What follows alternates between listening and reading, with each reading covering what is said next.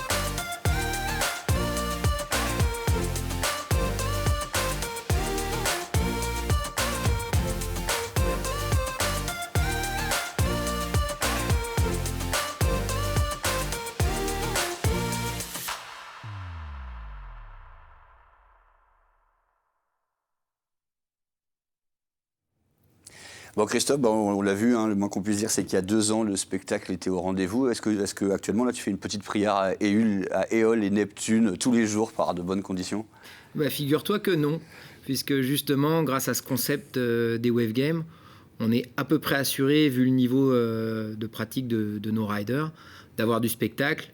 On a 4 sports qui peuvent se faire à la torche dans à peu près tout type de conditions, puisqu'à partir du moment où on a un tout petit peu de houle, qu'il y ait du vent ou pas, on a des disciplines qui peuvent se courir, et c'est tout le principe des Wave Games. Ouais, mais si tu pouvais décider là maintenant tout de suite de la météo des 9 jours, ce serait quoi l'enchaînement idéal? Celui qui fait rêver. Celui qui fait rêver, un premier week-end avec une bonne depth, bien costaud pour que les windsurfers et les kitesurfers puissent s'envoyer. En semaine, du coup, un peu d'accalmie avec du soleil et puis des surfeurs, des suppers. Et puis après, on remet un petit coup de pression avec du vent, évidemment. Yvan, ça te va aussi? Tu signes pour ces conditions-là? Bon oui, peu importe. Hein. Ouais. Vague, vent, fort, moyen, tout. Hein. Bon, le problème, en tout cas, il y a un truc que tu ne maîtrises pas non plus, en plus de la météo, c'est ces histoires de Covid, bien sûr. Tu as prévu un dispositif spécial sur place pour faire avec?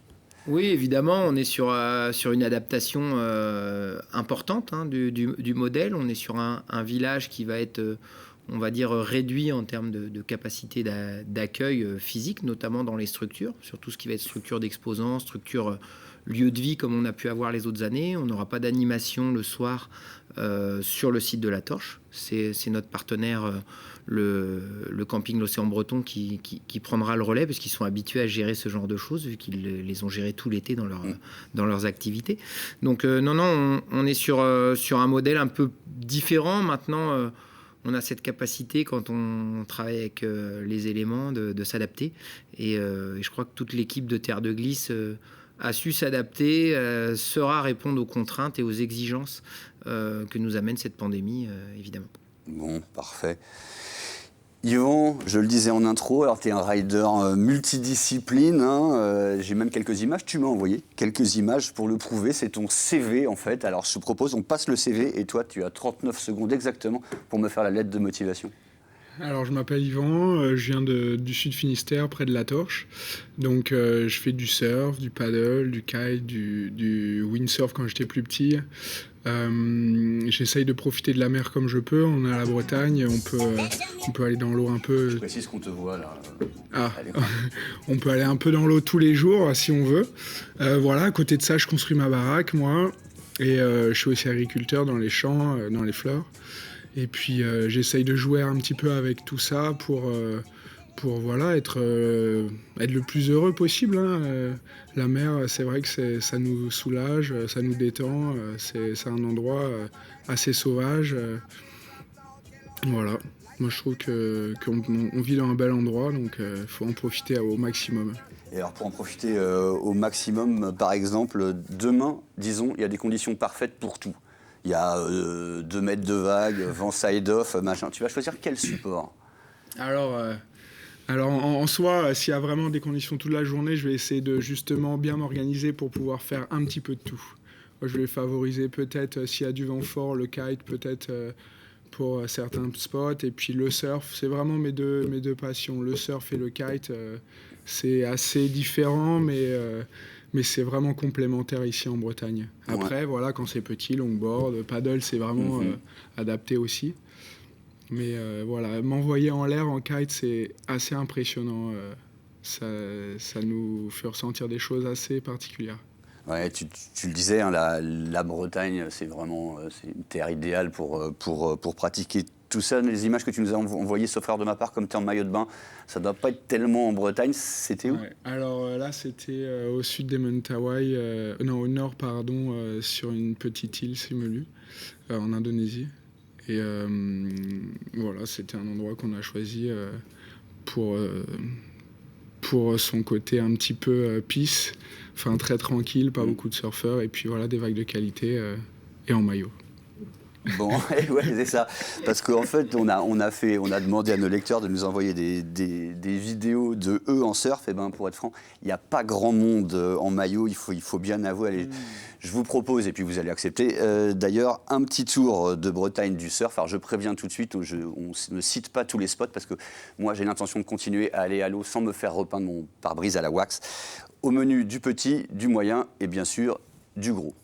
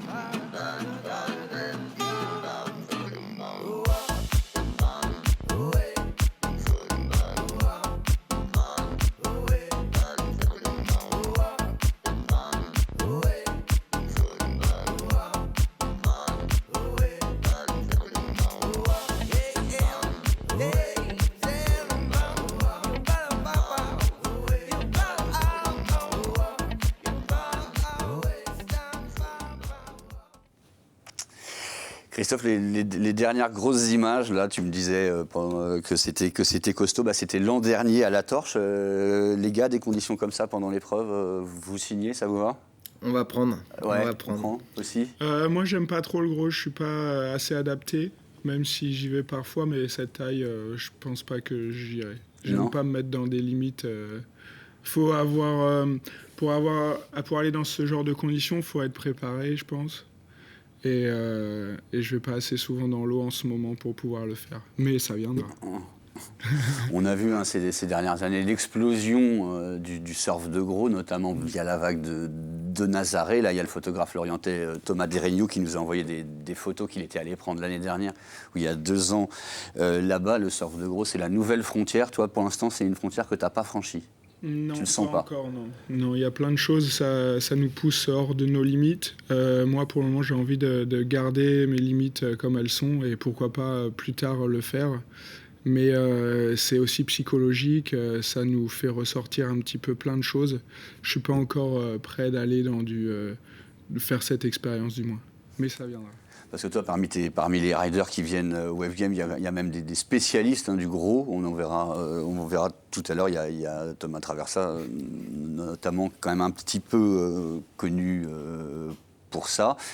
Toi, il n'y a pas de limite supérieure finalement en termes de météo. Non, la limite c'est la raison, je crois. La limite c'est la raison. Alors notamment dans un contest, parce qu'il ne faut pas non plus que l'organisateur par le fait d'envoyer du show, et on sait très bien que les sportifs, même s'ils peuvent être raisonnables comme l'est Yvan, dans leur pratique de tous les jours, s'il y a un contest et qu'il y a un volet compétition, les gens vont avoir envie d'y aller pour pas, notamment quand c'est médiatisé, se sentir ridiculisé ou pas à la hauteur. Et à nous d'être suffisamment raisonnables pour que le contest ressemble à quelque chose et que les riders puissent s'exprimer. Et alors, il y a 2 autres trucs qui vont avoir lieu hors contest pendant les Wave Games. C'est 2 nouveautés qu'on voit sur les spots depuis finalement relativement peu de temps et qui font bien parler d'elles. Alors, je dirais qu'il y a une nouveauté mineure, si on veut, et puis une nouveauté vraiment majeure. La mineure, c'est le wing. Alors, le wing, on va voir ce que c'est. Là, c'est Giuliano Scalabrin qui est à la manœuvre.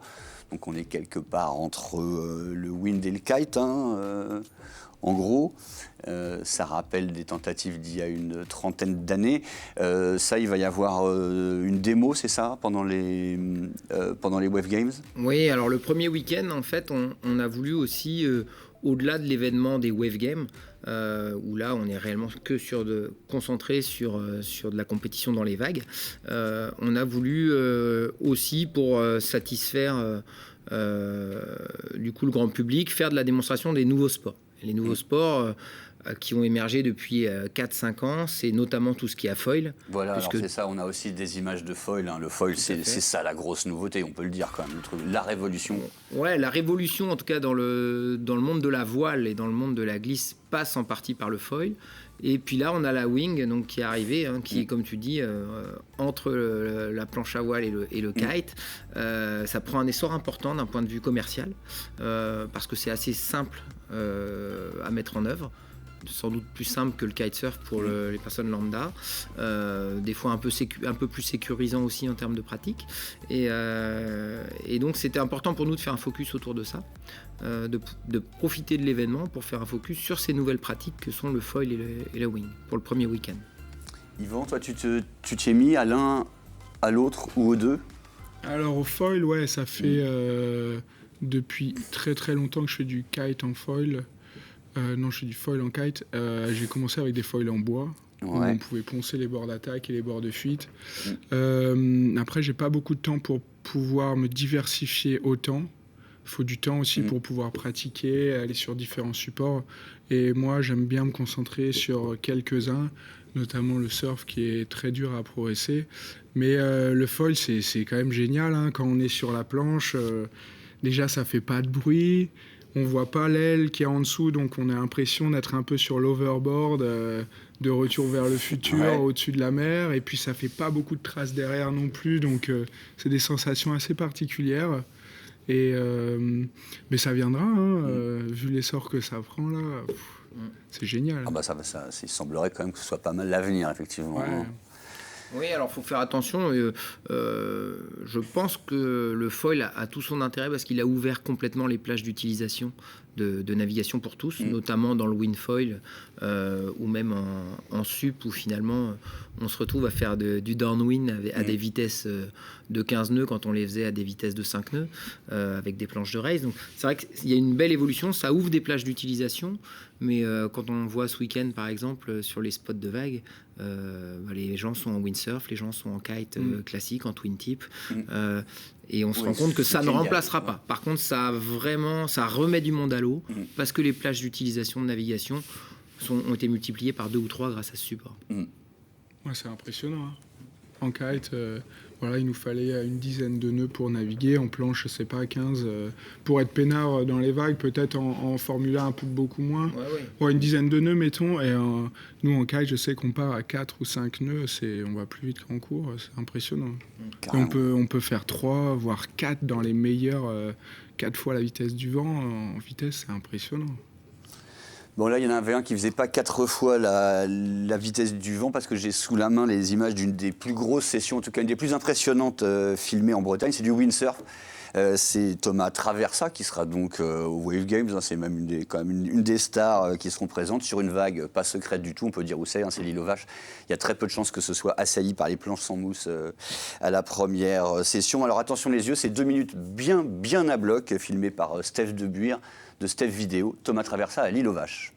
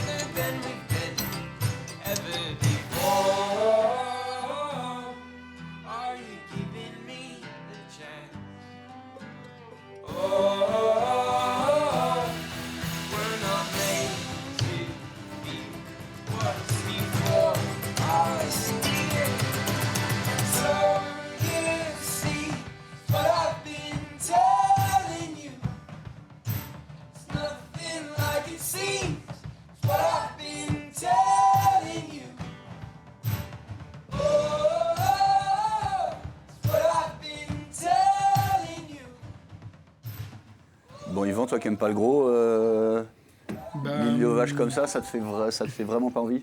J'ai été parfois et c'est très joli à voir, hein, mais on se rend pas compte à quel point c'est costaud quand même. En vrai, je pense que ça doit vraiment foutre la pression, faire très peur quand même. Ouais.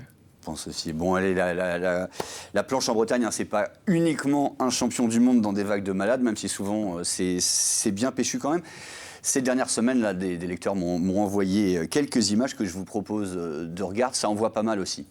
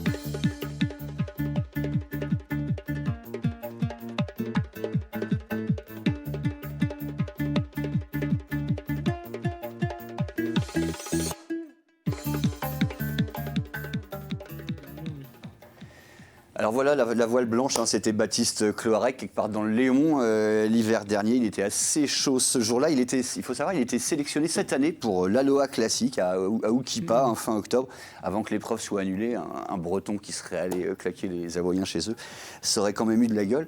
Mais ça me fait penser à un truc, c'est Wave Games. Là, c'est un concept que tu pourrais exporter finalement, pourquoi pas, je sais pas moi, dans les îles françaises, aux Canaries, ou évidemment à Hawaï, avec Kailini et compagnie. C'est un truc que tu feras un jour ? Alors, nous, sincèrement, on a deux objectifs quand on organise l'événement comme les Wave Games. C'est évidemment de faire la promotion des sports de glisse, parce qu'on est passionné. Mais aussi, notre deuxième ambition, c'est de faire la promotion de nos territoires et de la qualité d'accueil de nos territoires, que ce soit la Bretagne, le Finistère ou le Pays Bigoudin.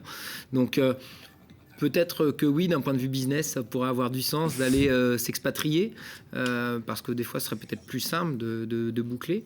Mais en même temps, on perdrait peut-être la moitié de nos motivations. Donc voilà, notre motivation, c'est aussi de mettre en avant nos territoires à travers ces sports de glisse qui sont juste incroyables, quoi. Ils sont magiques, ouais. Et on a des spots à tous les coins de rue en Bretagne. Donc, Ah oui, ça, on a pu voir ça. Donc là, le spot, ce sera la torche, donc on le répète, du 17 au 25 octobre. Avant de vous quitter, je voudrais soumettre à la question, ça va être horrible, tu vas voir Yvan. Je te propose une interview frontside, backside. Tu as deux possibilités et c'est l'une ou l'autre. Tu préfères 1 mètre moyen mais tout seul au pic, ou alors 2 mètres parfait mais avec 50 personnes? Moi, franchement, j'ai aucun problème avec le monde. Je préfère 2 mètres avec du monde. Ouais. Bon, quand tu es en surf, est-ce que tu laisses la prio au sup qui a déjà pris 3 vagues pendant que tu attendais? Moi, j'ai du mal à laisser la... Ouais, je suis assez dur dans l'eau. D'accord. Plutôt une grosse stuff le soir avec les copains qui t'a raté de la marée, ou au lit à 9h pour être à bloc au lever du jour? Ouais, ça dépend des périodes, mais c'est le plus souvent pour la session quand même. Ouais. Tu préfères être sponsor par le bar tabac Le Balto qui te file pas un rond mais le patron est sympa, ou alors un gros chèque mais il faut le sigle Total dans ta voile? Le bar tabac, sympa. Et enfin, tu préfères un trip avec des vagues parfaites mais rien à faire hors de l'eau, ou des vagues un petit peu moins parfaites mais plein d'activités hors surf? Ah, c'est dur ça, hein, parce que... mais je suis assez surf quand même. Bon, très bien, je te remercie. Avant de se quitter, je voudrais vous parler de Légendaire. Légendaire, c'est une certaine histoire du surf en Bretagne. C'est un documentaire qui va sortir prochainement. Il sera diffusé le 18 octobre à 20h50 sur les antennes de TBO et TB Sud. Je vous le conseille vivement. On a quelques images pour vous donner envie.